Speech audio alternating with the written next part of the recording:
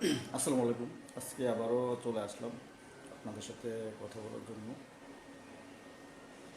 আজকে আমি কথা বলতে চাই, যারা লেখাপড়া শেষ বাড়িতে বসে আছেন, চাকরির জন্য খালি সিভি ডট করতেছেন। আসলে সিভি ডট তো অবশ্যই করবেন, উদ্যোক্তা হন।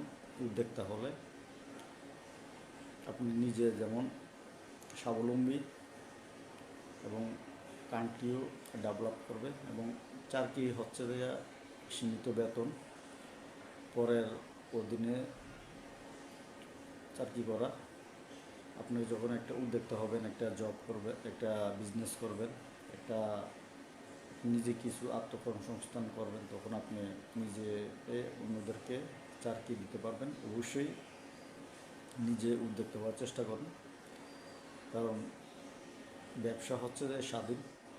আপনি যখন একটা পোলট্রি ফার্ম করবেন বা একটা গরু ফার্ম করবেন বা একটা মুরগির ফার্ম করবেন বা একটা হাঁসের ফার্ম করবেন বা কোনো সবজি বাগান করবেন, তখন আপনি নিজে স্বাবলম্বী হতে পারবেন। এবং গভর্নমেন্টের বিভিন্ন ঋণ সহায়তা আছে, এগুলো নিয়ে যদি আপনি ব্যবসা শুরু করেন, অবশ্যই আপনি ভালো কিছু করতে পারবেন। বসে না থেকে অবশ্যই উদ্যোক্তা হওয়া দরকার। যে তারা লেখাপড়া শেষ, চাকরির জন্য ঘোরাঘুরি করতেছেন, ঘোরাঘুরির পাশাপাশি একটা জব, একটা বিজনেস করেন, একটা নিজে উদ্যোক্তা হন, কোনো কিছু মাধ্যমে লেগে থাকেন, অবশ্যই সফলতা অর্জন করতে পারবেন। আজকে এ পর্যন্ত, আবার আরেকটা ভিডিও নিয়ে আপনাদের সামনে হাজির হব। আসসালামু আলাইকুম।